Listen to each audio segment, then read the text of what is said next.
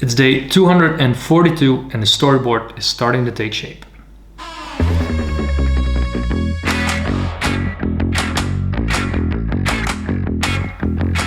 In the previous update, I decided to only do one video a month, so there's a bit more to show this time. Let's dive in. One of the main takeaways was that I really needed to start to work way more organized. So I started with a to-do list. Point number 1, write out the entire storyboard. Point 2, make a mood board.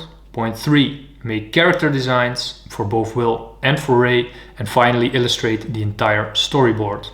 So that's what I had to do. Let's start by looking at the mood board.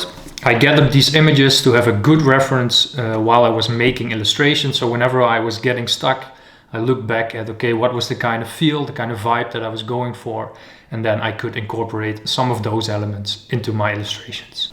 When the mood board was finished, I could start with my character design. I already had some things for Will on paper, some sketches, but nothing that was defined, that was final. So I tweaked this design a little bit, defined the shapes a bit more, gave him more of an edge basically, so that will help me in the animation at the end, because I switched from a frame-by-frame style to a more motion graphic style. And for Ray, I had very few things on paper, a few sketches of her face and what she would look like, but I defined that now into this final design.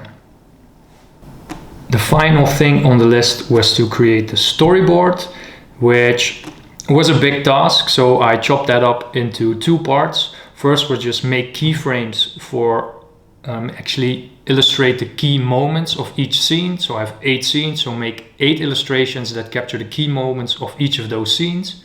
So when I did that, then I could move on to making all the illustrations for each of the scenes, which you're gonna see on screen now.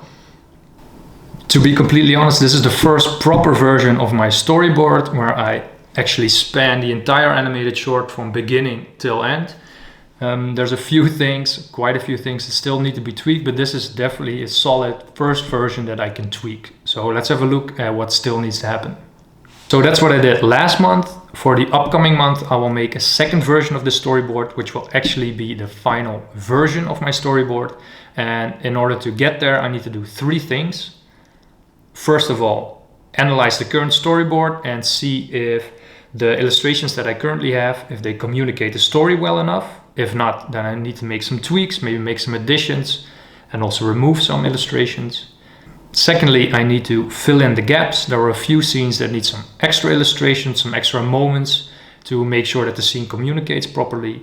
And finally, I need to decide how I'm going to transition from one scene to the next. Will I just do a cut, or will I make a fancy transition, actually morphs from one scene into the next? So those are the 3 things that I need to do in the upcoming month. That wraps up the video.